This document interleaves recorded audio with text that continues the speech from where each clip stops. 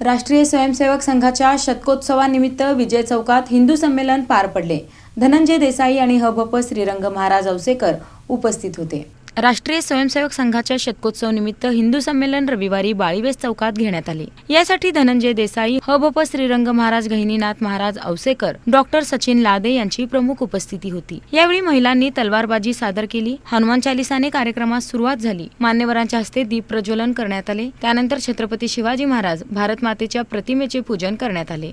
हिंदू संमेलनाच्या निमित्ताने आपण सगळे इथे आलेलो आहोत। हा बाळवेस चौकाला स्वतःचा इतिहास आहे। प्रमोदजी महाजनांनी या विजयी सभा घेतल्या आणि आज याचं नाव विजय चौक झालेलं आहे। संघाच्या शताब्दी वर्षानिमित्त घेतलेलं ह्या विजय चौकातलं हे विजयी संमेलन भारताचं हिंदू राष्ट्र उघड घोषित करणारं पहिलं विजयी राष्ट्र निर्माण होईल। भारत भारतीयांचा आहे, भारत भारतीयांचाच आहे, रामाचाच आहे, कृष्णाचाच आहे, भगवान बुद्धाचाच आहे, बसवेश्वराचाच आहे, महावीर जैनांचाच आहे, चक्रधर स्वामींचाच आहे। अरबांचा, तुर्कांचा भारत नाही। त्यांच्या उकिरड्यावर बाटलेल्या बाडग्यांनी इथे नको ते प्रयत्न करू नयेत हे छाती ठोकून सांगण्यासाठी हिंदू संमेलनाची ही शृंखला चालू आहे।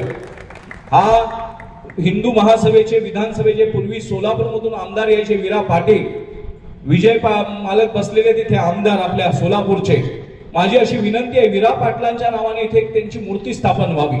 हिंदू महासभेचे आमदार होते।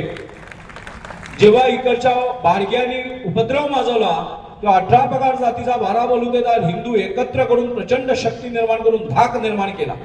मी हिंदी प्रदेशात जेव्हा फिरतो तेव्हा काही लोक म्हणतात सोलापूर, सोलापूर म्हणत नाही, आपण सोलापूर म्हणतो, हिंदी भाषेत सोलापूर म्हणतात। मग कोणी माझ्या समोरच्या बरोबर असलेले काही मित्र मंडळी सुधारणा करायला जातात की सोलापूर नाही, सोलापूर। मी नाही नाही, सोलापुरी आहे। एकदम गरम रक्ताची, तापट माथ्याची देशभक्त जिथे राहतात ते सोलापूरच आहे। प्राचार्य गजानन धरणे यांनी प्रास्ताविक केले। पुष्पा रोमन या चौथीत शिकणाऱ्या विद्यार्थिनीने शिववंदना सादर केली। यावेळी आमदार विजयकुमार देशमुख, रंगनाथ बंग, राजशेखर हिरेहब्बू, नगरसेवक ज्ञानेश्वर मॅकल यांच्यासह मान्यवर मंडळी उपस्थित होती।